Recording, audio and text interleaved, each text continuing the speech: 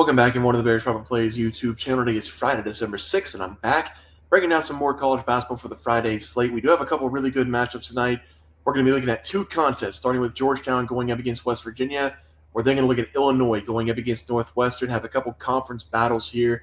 We're going to have two game picks, two player props. Before we do that, let's take a look at the plays from Thursday night.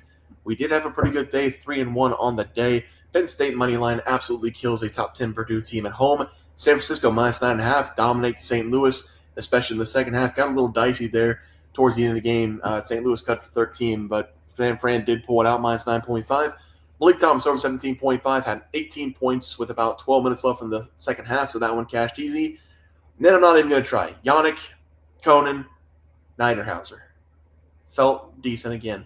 Over 12 points was, or 11.5 points was the play. Had 4. Maybe 6. Did not know Puff Johnson was going to show up and show out, but he did. And Penn State, to be fair, they looked fantastic on the fast break. Purdue kept turning the ball over every single chance they got. Penn State had a ton of fast break points. Tough for a 7-footer to be on the floor with that happening. So I get it. We'll take the 3-in-1 day. Happy with the 3-in-1 day. Let's try to do it again today. Georgetown going up against West Virginia is going to be the first play. I think Georgetown's a very good team. I know they've been playing some teams that aren't great this season. They've played one decent team in Notre Dame, and they did lose that game. They shot 20% from the field. That's probably never going to happen to them again. I'm going to take them plus 8.5. Georgetown's going to be my team this year. They're not respected. I think this is a very disrespectful line. I think Georgetown's a good team. They have all the right players to be a good team this season. I think they win this game in the money line. The play for the channel, though, plus 8.5. I will sprinkle on the money line whenever I look at this Georgetown team. I just see success everywhere. You have scoring everywhere on the floor. This is a team with size. They play defense. Georgetown, again, they haven't played a lot of good teams, not a lot of competition, but they have held their opponents to under 70 points in 7 consecutive games. Highest output, 68. Lowest total, 41. They play great defense. Defense does travel typically in the NCAA. I've already talked about this team a couple times. We have Sober, true freshman. He's a monster down low. His body is literally built like a tree. We have Michael Peavy coming from TCU, Jaden Epps, leading scorer from last year. We have Malik Mack, Ivy League Player of the Year last year. Everywhere you look on this team, it's a bucket. And whenever I go look at West Virginia, they've got some guys too. Javon Small, he's from East Carolina, then Oklahoma State, now with West Virginia, bounce around team by team by team. Tucker DeVries, also probably the best player on this team. I do want to touch on Tucker a little bit. Finally, Drake getting some recognition. Drake's been a great program for the last several years. Tucker's coming over from Drake. He's scoring 15 points per game. I'm happy he's getting to be in a Power 5 conference because everybody gets to look at him now. I believe this is going to be an NBA player. I know it might not look like it right now, but I do think he's going to be an NBA guy. If Georgetown can get past those two guys, they should win this game. I know it's going to be on the road, tough environment in Morgantown, always tough to play there. 8.5 points was ridiculous. I'm going to take them plus 8.5. I'm going to sprinkle on the money line. These teams are pretty similar. I think Georgetown has the better scores, and I think both these teams play good defense. So I'm taking the 8.5 as the play, sprinkle the money line. Next play of the day, Northwestern going up against Illinois. Again, conference battle. Both of these teams played pretty good basketball over the last couple years. You don't win a lot betting against home dogs in college basketball. I've said it many times. Electric environment for college basketball, especially for the home team, being on campus, having a big game. That's probably the best atmosphere in any sport. I am starting the season taking some favorites on the road. Again, probably not a great way to win money, but I think this is a pretty big matchup, and I think it's a mismatch between these two teams. I'm going to take Illinois minus 3.5. We've already seen Illinois play twice this season. One time against Alabama. Alabama's a good team. They lost that game by 13. They did battle the entire way through. The other game, we saw them beat Arkansas pretty easily. I don't think Arkansas is that good, so I'm not going to put a lot of energy and effort into that win, looking at it and breaking it down, because, again, I don't think Arkansas is that good. For Northwestern, this is going to be their first game that I watched them play. They have had 3 losses on the season, Butler, Dayton, and Iowa. So those are some pretty good teams. Those losses, those are decent losses in my opinion so far. But when I look at Northwestern, I see 2 really good players, and they brought both of them back. They've been at Northwestern for 3+ years. Brooks Barnhizer, he's scoring 20 points per game, 6'6" guard. He has some length. Other players, Nick Martellini, he is scoring 8 points per game last season.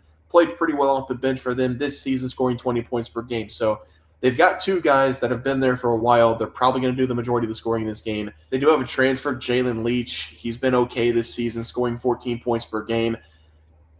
I just don't see a lot of talent on this Northwestern team. You can talk about Ty Berry if you want. He's been okay over the years for Northwestern. I just don't see a lot of damage other than the first two guys I named. And for Illinois, they've got firepower everywhere. Illinois has been a great team all season long. They're a two-way team. They've played decent defense this year, scoring 90-plus points per game. I'm going to take them minus 3.5. I don't think Northwestern can keep up in the scoring department. So give me Illinois minus 3.5 as the play. For the player props, I did say last video I was going to try to mix it up a little bit. Player points in college basketball haven't really been nice to us lately, so I'm going to try to mix it up, take some assists, take some rebounds. If that doesn't work, we're going to go to unders because it is college players. These guys aren't NBA players. They don't make every shot they take. So if this doesn't work, we're going to go to unders, and it's the coward's way out taking unders, but if it wins, it wins, you know? We're going to start off, though, with a rebounding prop. In the Georgetown, West Virginia game, I'm going to take the freshman Thomas Sorber to go over his total rebounds as the play. I've talked about Thomas already this season. He's averaging 15.8 points per game, nearly 9 rebounds per game as well, making 60% of his shots. He has been a force for Georgetown this season. I think he's going to do some work in this game going up against West Virginia on the glass. This West Virginia team, they're pretty good. They're guard-heavy, though, and I think Thomas will be able to clear out the paint.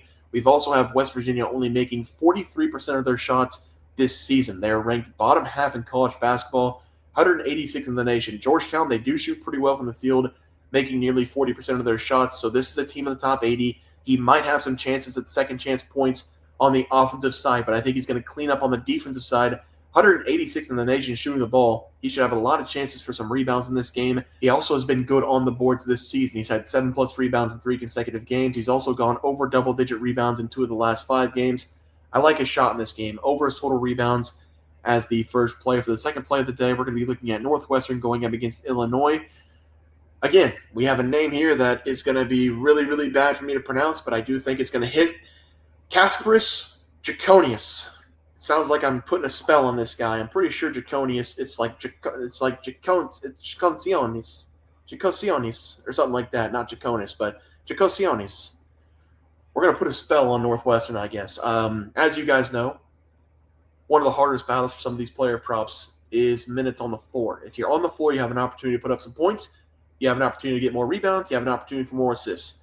I'm going to call him Jack. We're going to go with Jack in this game because not only does he lead Illinois in total assists per game with 6 per game, he has nearly half of the team's total assists per game on the season. He has the ball in his hands a lot, and you can take a look at the rest of this team. The starters, the combined starters, only have 13 assists per game. So whenever he's on the floor, he's accounting for half of the assists. As a team, they have 15.4 per game. That's not a team that has a lot of assists, but this is going to be a conference battle, and I do think he's going to have a ton of assists in this game. I do expect him to be sharing the rock a little bit more. Northwestern does play some pretty good defense, so Illinois might have to drop a few plays, drop some more sets for this offense to get them in gear. If that is the case, we're going to see a lot of cutting in this game, a lot of motion. That's going to be great for some assists. I'm going to take his over total assists as the final play of the day. Let's go to the recap graphic. We're going to be taking Georgetown plus 8.5, Illinois minus 3.5, Thomas Sorber over his rebounds, and then Jack over his total assists. I will not say his name again because I cannot pronounce it. I'm sure there's better people out there than me who can pronounce names, but it's just, I feel like there's been a lot of these names this year in college basketball. Maybe it's just me. Maybe it's because the NIL and all these players are coming over from pro teams and European leagues, and they can just get paid here to play in college basketball, then maybe go to the NBA. But there's been multiple names that I'm just like, well, I don't know how I can even start to pronounce that. But we're going to go with Jack. Over his total assists, I have watched him. He's been the leader out there for Illinois, and he's been the game manager as well. So I like him over his total assists as the final play of the day. Guys, that's going to do it for the college basketball picks and props for Friday, December 6th slated games. If you guys enjoyed the content, please drop a like the video and subscribe to the channel below. See you guys next video, and thanks for watching.